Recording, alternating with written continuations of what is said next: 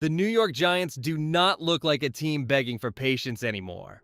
They look like a team that got tired of being pushed around, then hired John Harbaugh and started building with size, speed, and pressure everywhere. Jackson Dart is no longer standing in the middle of a messy plan. Matt Nagy is here to shape the offense. Brian Callahan is here to help the quarterback room. Francis Mauigoa, Daniel Falele, Patrick Ricard, Isaiah Likely, and Darnell Mooney all point to one thing. The Giants are trying to make this offense feel bigger, safer, and harder to break. But here's the part that makes this dangerous. The defense got the same kind of treatment. Arvell Reese walks in as the rookie everyone is already watching. Tremaine Edmonds gives the middle more size. DJ Reader and Shelby Harris bring weight inside.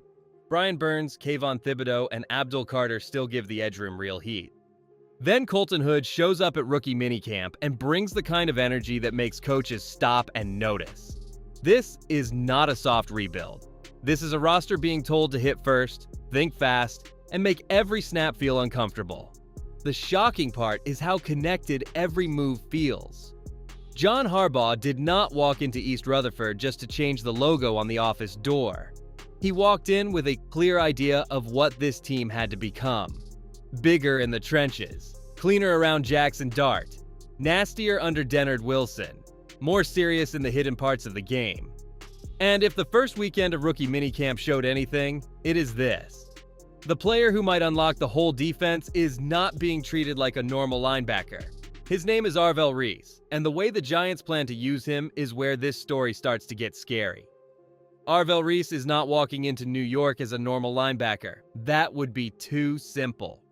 The Giants did not spend the 5th overall pick on him just to stand in one spot and wait for the ball. They drafted him because he gives Dennard Wilson something every defensive coach wants, a player who can hide the plan before the snap. One down, he can sit inside. One down, he can threaten the edge. One down, he can drop and make the quarterback second guess what he is seeing. That is where the pressure starts. If Reese lines up beside Tremaine Edmonds, the offense has to respect the middle. If he creeps toward the line, the tackle has to wonder if he is rushing. If he backs out, the quarterback has to check the window behind him. That is a lot for one rookie to handle, but the early word out of minicamp matters. John Harbaugh was not talking like a coach trying to calm expectations. He sounded like someone who already knows the kid can process fast. This is the piece that can change the whole defense. Brian Burns, Kayvon Thibodeau, and Abdul Carter already give New York real edge heat. Add Reese moving around behind them, and the picture gets blurry for every offense on the schedule. The scary part is not just his size or speed. It is the freedom his presence gives Wilson. And if the defense already found that movable piece, the next question is who else is ready to make noise?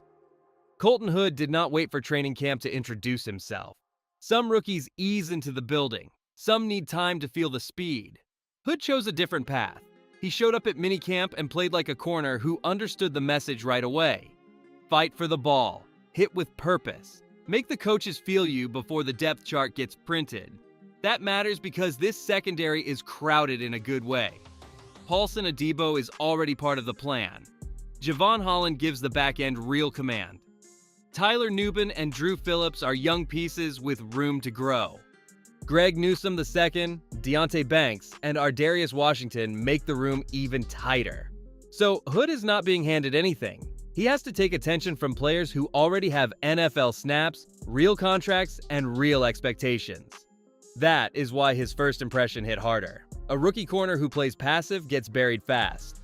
A rookie corner who brings force makes the whole room uncomfortable. Dennard Wilson wants defensive backs who tackle, challenge, and finish plays. Hood fits that kind of room. And once the secondary starts playing with that edge, the bigger story shifts to the move that paid for one of the strongest additions on the whole roster. Trading Dexter Lawrence was the kind of move that makes a fan base stop breathing for a second. He was not some throwaway piece. He was one of the strongest names tied to the Giants' identity. So when New York moved him to the Cincinnati Bengals, the message was cold, clear, and serious. John Harbaugh and Joe Schoen were not here to protect the old version of this team. They were here to rebuild the next one. The return became Francis Mauigoa, and that is where the trade starts to make football sense. The Giants needed to protect Jackson Dart better. They needed more size. They needed a young lineman with power and long-term value.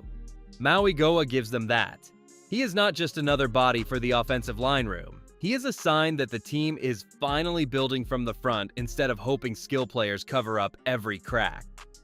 That does not make losing Lawrence easy. It makes the decision sharper. New York chose a painful move because the roster needed balance. DJ Reader and Shelby Harris help patch the inside on defense. Maui Goa helps change the future on offense. That is the gamble. Trade a known star, reshape the trenches, and give your young quarterback a better chance to breathe. Now, the pressure lands on the offense to prove the front office was right.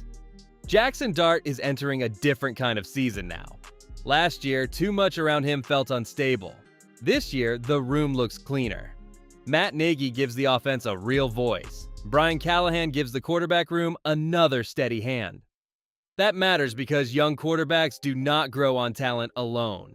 They grow when the plan around them stops changing every week. The weapons are not thin anymore either. Malik Neighbors is still the main problem for defenses. Darius Slayton brings trust. Darnell Mooney adds field speed. Calvin Austin III gives the slot more quickness. Malachi Fields brings size and a different body type. Isaiah Hodgins stays as a familiar target. Isaiah Likely and Theo Johnson make the tight end room more useful than it has been in a while. That gives Dart answers instead of excuses.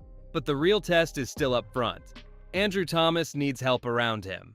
John Michael Schmitz Jr. needs the interior to hold. Daniel Faalele, Francis Mauigoa, Jermaine Elwimunor, and Patrick Ricard change how physical this offense can become. Dart now has better support, but that also raises the bar. The team did its part on paper. Now he has to turn that support into drives that last. The Giants knew exactly where they were getting bullied. It was not hidden. It was not complicated. The front was not strong enough for the kind of football John Harbaugh wants to play. So the roster got heavier. DJ Reader walks in to hold the middle. Shelby Harris gives the defensive line another grown man snap eater. Leki Fotu adds size. Zach Pickens gives the rotation another body with upside. On offense, the same idea shows up. Daniel Faalele is massive. Francis Mauigoa gives the line a young power piece. J.C. Davis adds depth. Patrick Ricard brings the fullback role back into the conversation. And that is not a small thing in a Harbaugh offense. He wants defenses to feel the run game. He wants short yardage to feel like a fight. He wants Jackson Dart protected by more than hope. That matters in the NFC East. You do not survive Philadelphia, Dallas, and Washington by being light up front. You survive by winning ugly snaps, third and short, goal line, late fourth quarter, tired legs, heavy bodies. The Giants are clearly trying to build for that kind of game. But Harbaugh did not stop with offense and defense. He also attacked the part of football most teams remember only after it cost them a game. Special teams used to feel like background noise for too many teams. Under John Harbaugh, it is not background noise at all. It is part of the identity. That is why the Giants adding Chris Horton matters. He is not just another assistant. He comes from the same world Harbaugh trusts, where field position, clean kicks, returns, and coverage can steal hidden yards every Sunday. The kicker battle alone feels different. Jason Sanders has the veteran name.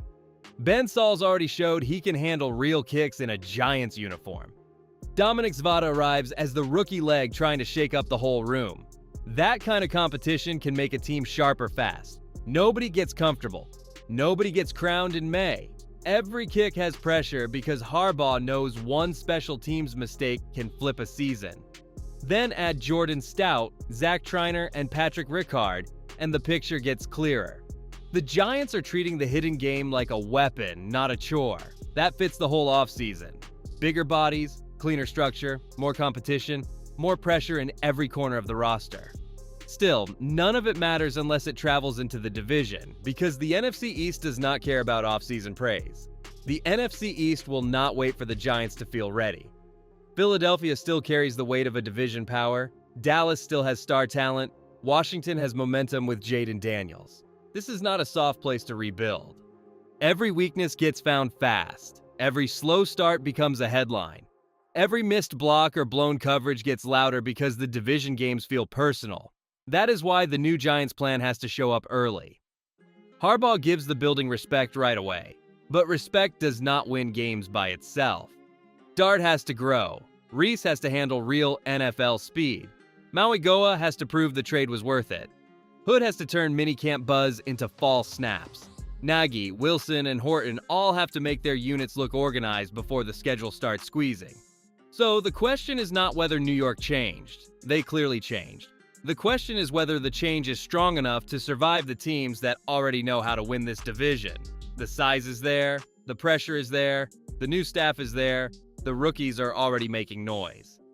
Now the Giants have to prove this was not just a busy offseason. They have to prove the NFL really was not ready for what they built.